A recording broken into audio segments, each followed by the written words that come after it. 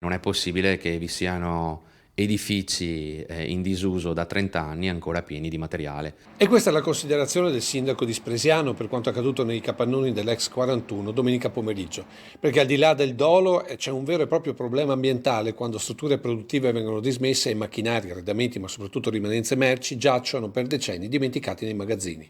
Materiali che possono diventare vere e proprie bombe chimiche, come pare potesse succedere se l'incendio avesse aggredito un altro capannone del sito dismesso lungo la Pontebana. Da quelle che sono le notizie che trapelano, pare che effettivamente siamo stati anche fortunati che non abbia preso fuoco un altro capannone ove sono stipati quintali di vernici. Per questo il sindaco chiede una legge che prevenga situazioni come queste, con assunzioni di responsabilità sia ambientali che economiche di proprietari o gestori. Forse anche a livello statale, ci vorrebbe una legge che imponga ai proprietari o a chi gestisce, tali aree, siccome poi mi risulta essere anche una cosa piuttosto diffusa in tutta la nostra provincia, di bonificarle, perché altrimenti si rischiano danni enormi.